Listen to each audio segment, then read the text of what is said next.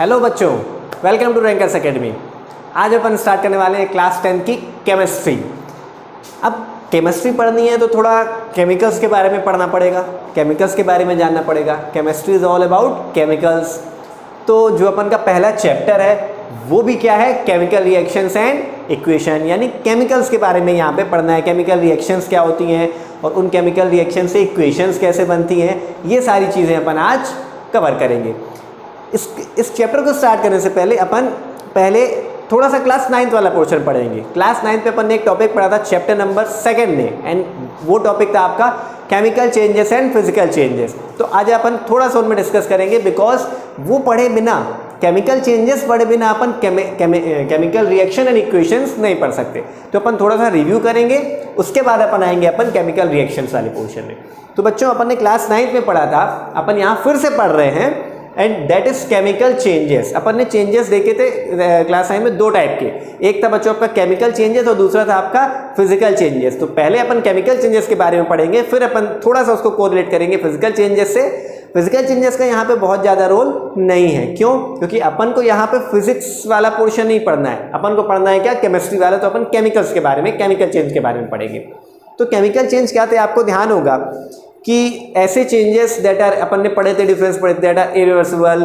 ठीक है, ऐसे चेंजेस जिनमें जो रिएक्टेंट होते हैं वो रिएक्ट करके एक नया प्रोडक्ट बनाते हैं, यानी कि एक नया प्रोडक्ट का फॉर्मेशन होता है, टेस्ट चेंज होता है, स्मेल चेंज होती है, बॉन्ड ब्रेक होते हैं। ये बहुत सारी चीज़ें अपन ने वहाँ पे देखी थी। तो अगर अपन डेफिनेशन के अकॉर्डिंग देखें कि केमिकल चेंजेस क्या है, तो केमिकल चेंज एक ऐसा चेंज है जिसमें कोई भी जो आपका इनिशियल कंपोनेंट रहता है या इनिशियल सब्सटेंस रहता है, वो अपनी आइडेंटिटी या नेचर, अगर वो एसिडिक नेचर का है तो हो सकता है वो बेसिक नेचर का हो जाए केमिकल चेंज के बाद। ठीक है, या फिर कोई आपका न्यूट्रल है तो वो बाद में क्या हो जाए, एसिडिक हो जाए या बेसिक हो जाए। डिपेंड करता है कि किस टाइप का केमिकल चेंज हो रहा है। तो अब समझिएगा यहाँ पे कि chemical changes are those changes in which original substance lose its identity और नेचर, अपनी आइडेंटिटी और नेचर को क्या कर देता है, लूज कर देता है, and a new substance is form, एक नया सब्सटेंस क्या होता है, बनता है। उस टाइप के चेंज को अपन क्या बोलते हैं, केमिकल चेंज। देखिए, such a process in which original substance lose their nature and identity, यानी कि अपने नेचर और आइडेंटिटी क्या कर देता है, ओरिजिनल सब्सटेंस लूज कर देता है, यानी पूरी तरह से खत्म कर देता है, and forms a new substance, new substance बनाता है हैविंग डिफरेंट प्रॉपर्टीज। उसकी प्रॉपर्टीज कैसी होती है, डिफरेंट होती है। It's called what, chemical change. Example ने, सिंपल सा एग्जांपल, कुछ एग्जांपल है आपके कुकिंग ऑफ फूड। अपन जो खाना बनाते हैं, ठीक है, खाना बनाने में क्या होता है, आपने कुछ सब्सटेंस लिया, पहले कुछ भी आपने कुछ ले रहे हो, आप चपाती बना रहे हो तो आपने क्या लिया, फ्लोर लिया। अब फ्लोर जब आपने उसको पूरी तरह से कुक कर लिया तो क्या वो फ्लोर रह जाएगा, नहीं, पूरा एक वो नया स्ट्रक्चर बन गया, उसमें बॉन्ड अलग हो गए, सारी चीज़ें चेंज हो गई। फिर बर्निंग ऑफ पेपर, आपने एक पेपर लिया, पेपर को बर्न कर दिया, बर्न करने के बाद पेपर क्या हो जाएगा, ऐश बन जाएगा, कार्बन हो जाएगा, वो पूरी तरह से कार्बन में कन्वर्ट हो जाएगा जो आपका ऐश है। और आपका बर्निंग किसके प्रेजेंस में होगा, ऑक्सीजन के प्रेजेंस में होगा, और बनेगा क्या आपका कार्बन, और एक गैस रिलीज होती है, कौन सी, कार्बन डाइऑक्साइड गैस। तो वहां पे क्या होगा, अच्छा बर्निंग ऑफ पेपर हो गया, बर्निंग ऑफ फ्यूल्स भी लिख सकते हैं यहाँ पे अपन, बर्निंग ऑफ फ्यूल्स, जितने भी फ्यूल्स होते हैं सब, जब बर्निंग वाला पोर्शन कहीं पे भी होगा ना, वहां पे क्या होगा आपका केमिकल चेंज। एक्सेप्शन एक है, वो भी अपन एक्सेप्शन देखेंगे। फिर डाइजेशन ऑफ फूड, आपका जो स्टमक में फूड डाइजेस्ट हो रहा है, कैसे, आपने फूड इनटेक किया और फिर स्टमक में जाएगा, वो स्टमक में क्या होगा, आपका गैस्ट्रिक जूस रिलीज होता है। गैस्ट्रिक जूस में क्या होता है, हाइड्रोक्लोरिक एसिड होता है, एंजाइम्स होते हैं, वाटर होते हैं, वो सब आपके फूड में मिक्स होते हैं और फिर क्या करते हैं, केमिकल चेंज करते हैं, एक नया प्रोडक्ट बनाते हैं, काइम बनाते हैं। फिर वो काइम क्या होता है, आगे जाता है, फिर वहां पे बाइल जूस आता है, तो बाइल जूस फिर से केमिकल रिएक्शन करता है। काइम एसिडिक नेचर का होता है, बाइल जूस बेसिक नेचर का। काइम को क्या करता है, बाइल जूस आपका बेसिक नेचर में कन्वर्ट करता है। तो वो अपन लाइफ प्रोसेस में पढ़ेंगे, लेकिन वहां पे हो क्या रहा है, केमिकल चेंज हो रहा है। फिर फोटोसिंथेसिस, वेरी इंपॉर्टेंट, ठीक है, फोटोसिंथेसिस अपन को पढ़ना भी है, लाइफ प्रोसेस चैप्टर में फोटोसिंथेसिस पढ़ना भी है। क्या होता है फोटोसिंथेसिस, आपको ध्यान होगा कि carbon dioxide plus water, carbon dioxide यानी कि एटमॉस्फेरिक कार्बन डाइऑक्साइड और वाटर सॉइल से लेते हैं प्लांट्स, ग्रीन प्लांट्स, सनलाइट की प्रेजेंस में और क्लोरोफिल की प्रेजेंस में क्या बनाते हैं, आपका ग्लूकोज बनाते हैं। क्या बनाते हैं बच्चों, ग्लूकोज बनाते हैं। ग्लूकोज यानी कि C6H12O6 प्लस क्या देते हैं अपन को, ऑक्सीजन गैस देते हैं। ऑक्सीजन मिलती है ना फोटोसिंथेसिस में, तो ये क्या हो गया, फोटोसिंथेसिस हो रही है। तो यहाँ पे देखिए चेंज हो रहा है ना, क्या प्रोडक्ट रिएक्टेंट क्या था आपका, जो इनिशियल सब्सटेंस थे वो क्या थे, कार्बन डाइऑक्साइड और वाटर, बना क्या, ग्लूकोज बन गया। और ग्लूकोज की प्रॉपर्टी कार्बन डाइऑक्साइड से मैच करती है क्या, नहीं करती। यानी कि ग्लूकोज की प्रॉपर्टी बहुत डिफरेंट है। ग्लूकोज क्या एनर्जी प्रोवाइड कराएगा ना, कार्बन डाइऑक्साइड एनर्जी प्रोवाइड करवाता है क्या, नहीं प्रोवाइड कर, वाटर थोड़ी बहुत एनर्जी प्रोवाइड करवाता है, ठीक है, क्यों, क्योंकि उसमें ऑक्सीजन रहती है। बाकी आपका ग्लूकोज की जितनी एनर्जी वाटर आपका नहीं प्रोवाइड कर पाएगा। ऑक्सीजन बन रहा है, ऑक्सीजन की जो प्रॉपर्टी है इन दोनों से बहुत डिफरेंट है। ऑक्सीजन अपन क्या करते हैं, इनहेल करते हैं, लाइफ के लिए कंपलसरी है, लेकिन ये कंपलसरी अपन के लिए नहीं, ये कंपलसरी है, वाटर कंपलसरी है, लेकिन कार्बन डाइऑक्साइड अपन एक्सेल करते, इनहेल नहीं करते। तो उसकी प्रॉपर्टीज क्या हो गई, चेंज हो गई।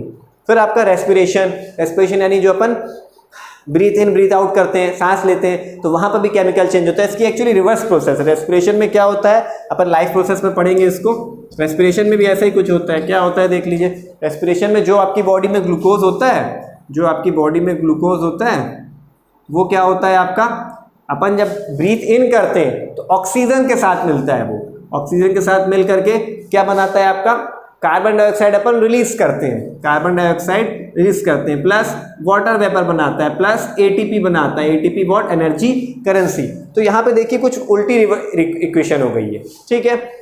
तो ये क्या है, केमिकल रिएक्शन है, ठीक है, यानी कि यहाँ पे केमिकल चेंज हो रहा है। और एग्जांपल है, मिल्क से अपन जब कर्ड बनाते हैं, मिल्क से जब अपन कर्ड बनाते हैं तो वहाँ पे भी क्या होता है, कैसा चेंज होता है, केमिकल चेंज, ठीक। अब एक चीज़ समझिएगा, कुछ प्रॉपर्टीज होती हैं आपकी केमिकल चेंज की, कि जो आपका केमिकल चेंज होता है, ठीक है, केमिकल चेंज इरिवर्सिबल होता है, इरिवर्सिबल,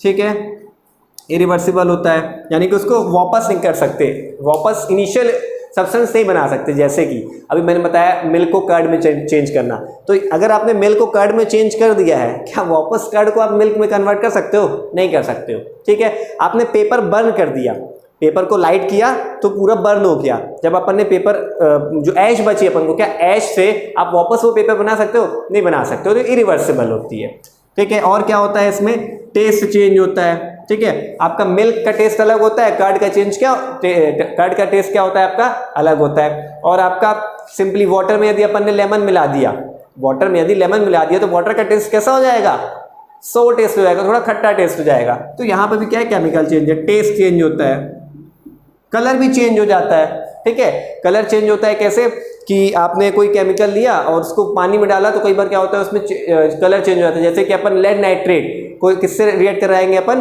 पोटेशियम आयोडाइड से। लेड नाइट्रेट को अभी ये एक्टिविटी भी करेंगे अपन, एक्टिविटीज करेंगे, अभी सिर्फ सुनिएगा। लेड नाइट्रेट को पोटेशियम आयोडाइड से रिएक्ट कराएंगे तो एक येलो कलर का प्रेसिपिटेट बनता है, ठीक है, उसको क्या बोलते हैं अपन, पोटेशियम आयोडाइड बोलते हैं, लेड आयोडाइड बोलते हैं। तो वो क्या होता है आपका, एक प्रेसिपिटेट बनता है, तो वो भी चीज़ है, यानी कि कलर भी चेंज होता है। सिंपल सा उतना टिपिकल क्यों नहीं, अपन पेपर बर्न किया, अपन ने पेपर व्हाइट कलर का था तो व्हाइट कलर का पेपर कैसा हो जाएगा, ब्लैक कलर का, क्योंकि उसमें कार्बन डिपॉजिट होगा, कलर चेंज होता है,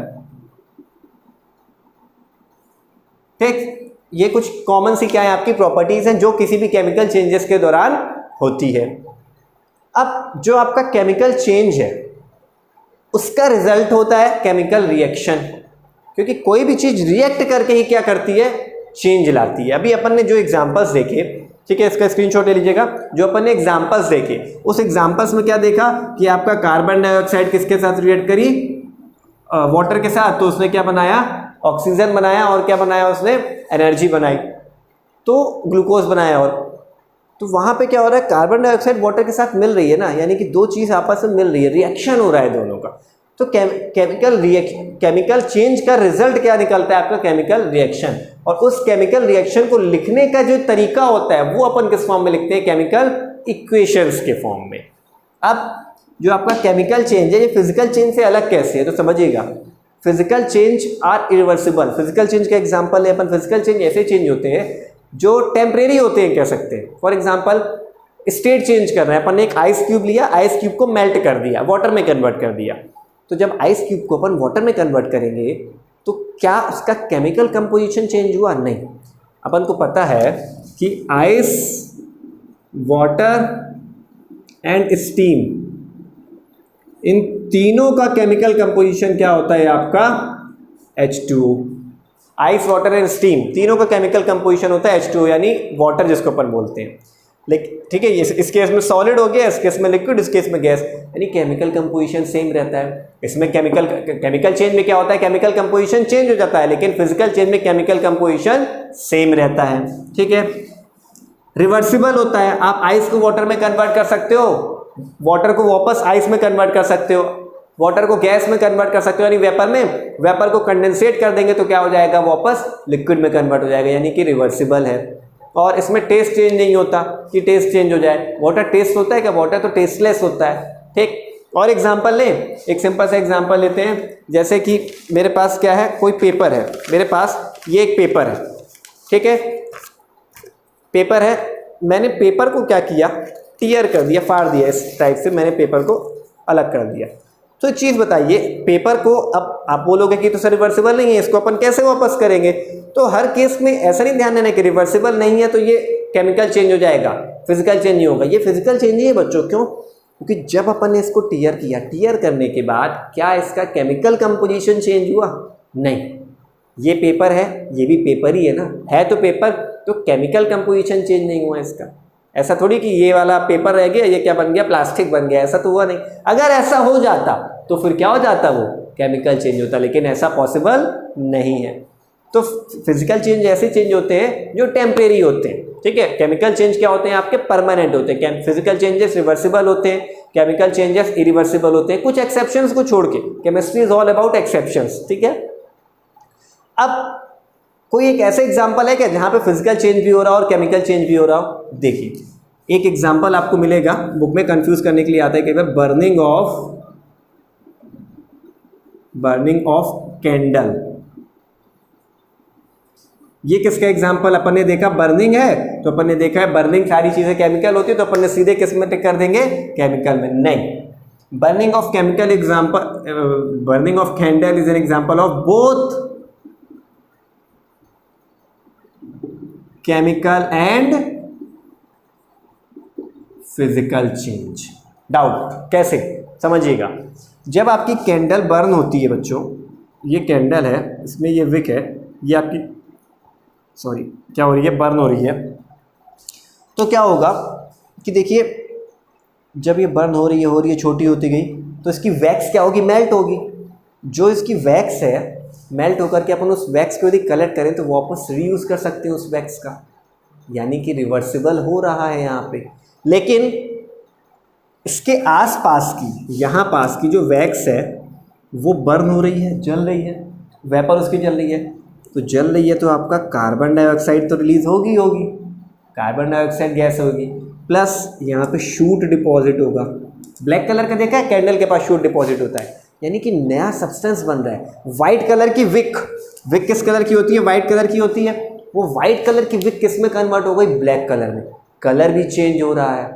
अब टेस्ट तो करता नहीं है कोई कैंडल की, टेस्ट करेंगे तो टेस्ट का अपन को पता नहीं है, तो कलर भी चेंज हो रहा है, यानी कि केमिकल चेंजेस भी हो रहा है। और फिजिकल चेंज कैसे, क्योंकि वैक्स है तो वैक्स को अपन कलेक्ट कर लें यदि तो वापस यूज़ कर सकते हैं। तो इसलिए क्या आपका जो बर्निंग ऑफ कैंडल है वो किसका एग्जाम्पल होता है, chemical as well as physical change.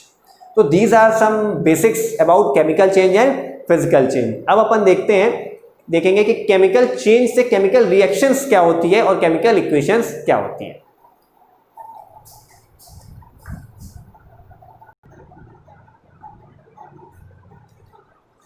तो देखिए केमिकल रिएक्शंस क्या होती है बच्चों। केमिकल रिएक्शन एक प्रोसेस है जो किसी भी केमिकल चेंज में इन्वॉल्व होती है, यानी कि केमिकल चेंज हो रहा है तो वहां पे केमिकल रिएक्शन कोई ना कोई इन्वॉल्व होगी। कैसे, देखते हैं।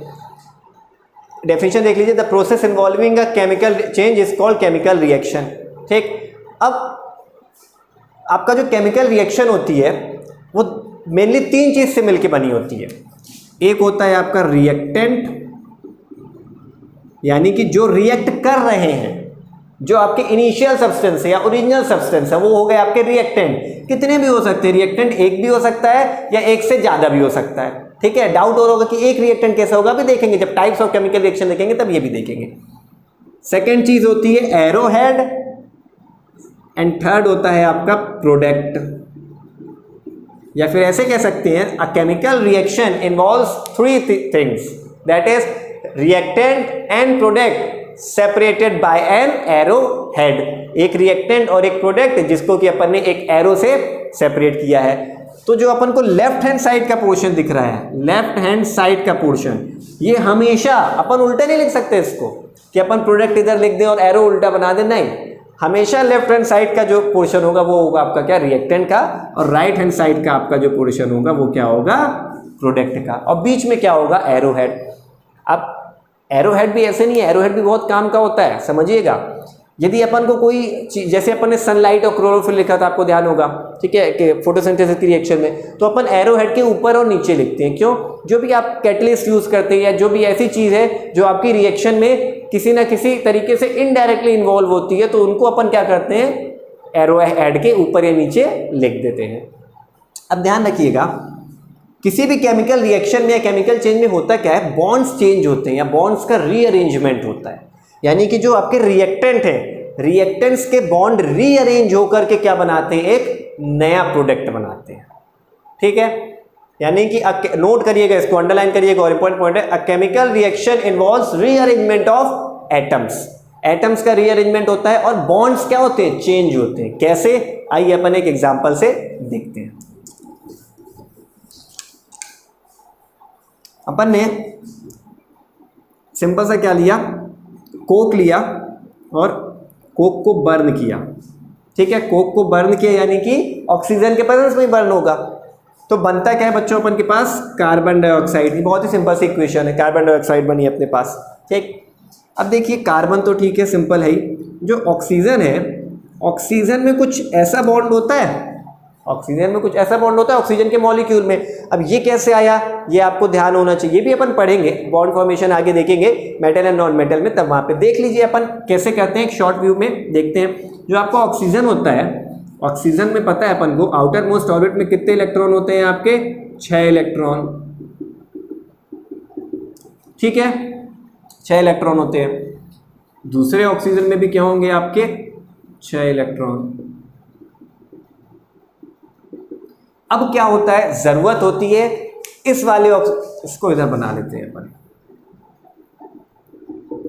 इस वाले ऑक्सीजन को 2 की जरूरत है और इस वाले ऑक्सीजन को भी 2 की जरूरत होती है। तो ये क्या करते हैं आपस में, ये वाला इससे ले लिया और ये वाले ऑक्सीजन ने इससे ले लिया, तो ये क्या हो गया, electron dot structure oxygen molecule का। अभी पढ़ेंगे अपन इलेक्ट्रॉन डॉट स्ट्रक्चर आगे के चैप्टर्स में। तो देखिए इस ऑक्सीजन के पास कंप्लीट हो गए, इस ऑक्सीजन के पास 8 हो गए, काउंट कर लीजिए सर्कल के अंदर। तो ये क्या करता है, ऐसे एक डबल बॉन्ड बना लेगा, तो ये डबल बॉन्ड है। लेकिन जब कार्बन डाइऑक्साइड बन गया, जब आपका कार्बन डाइऑक्साइड बन गया, तब देखिएगा कार्बन की वैलेंसी कितनी होती है, 4। कार्बन की वैलेंसी 4 होती है, तो ये हो गया कार्बन, यानी कार्बन को क्या चाहिए अपन को, 4 इलेक्ट्रॉन चाहिए शेयर करने के लिए। ठीक, तो अब क्या होगा यहाँ पे ये 2 इलेक्ट्रॉन शेयर करेगा इस ऑक्सीजन से और 2 इलेक्ट्रॉन शेयर करेगा इस ऑक्सीजन से, यानी कि ऑक्सीजन के भी कंप्लीट हो गए 2 और कार्बन के कंप्लीट हो गए 1 2 3 4। तो यहाँ पे देखिए बॉन्ड क्या हो गया, चेंज हो गया, आपके एटम्स का रीअरेंजमेंट हो गया, यानी कि यहाँ पे कार्बन और ऑक्सीजन अलग थे, यहाँ पे कार्बन और ऑक्सीजन एक साथ हो गए और उनमें बॉन्ड फॉर्म हो गया। तो ये क्या हुआ, rearrangement of atoms and bond का चेंज होना। और एग्जांपल देखते हैं अपन।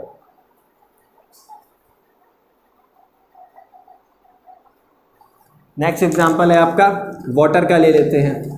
नेक्स्ट एग्जांपल अपन वाटर का लेते हैं। अपन को पता है वाटर कैसे बनता है, H2 + O2 will give H2O।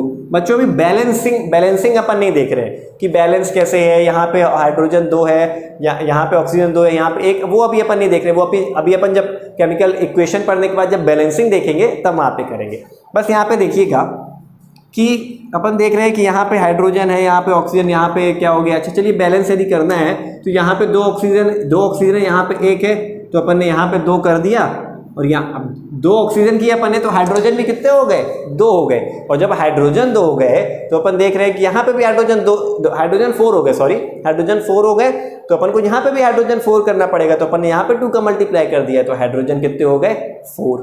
ठीक, तो अब यहाँ पे देखिए, यहाँ पे H और H के बीच में क्या होता है, सिंगल बॉन्ड। ठीक है, और यहाँ पे 2 है ही आपका, और ऑक्सीजन के बीच में अब भी अपन ने देखा डबल बॉन्ड। लेकिन यहाँ पे क्या हुआ, इसको इसको आप नहीं भी लिखोगे तो चल जाएगा, ठीक है। यहाँ पे क्या हुआ आपका HOH, देखिएगा यहाँ पे ऑक्सीजन के पास 2 इलेक्ट्रॉन हो गए, एक एक सिंगल बॉन्ड अलग अलग किसके साथ बना लिया उसने, हाइड्रोजन से। और हाइड्रोजन को, अच्छा हाइड्रोजन को सिंगल बॉन्ड चाहिए था, एक इलेक्ट्रॉन, या तो वो शेयर करता है, या तो डोनेट करता है या एक्सेप्ट करता है। और डोनेट हमेशा वो क्या करता है, डोनेट या शेयरिंग करता है। वो डोनेट क्यों करेगा, क्योंकि एक ही इलेक्ट्रॉन है उसके पास, तो डोनेट कर देगा तो एग्जिस्टेंस खत्म हो जाएगा, तो शेयरिंग करता है। तो यहाँ पे क्या हुआ देखिए, शेयरिंग किया है हाइड्रोजन से, यहाँ पे इसने हाइड्रोजन ने किससे शेयरिंग कर ली, ऑक्सीजन से।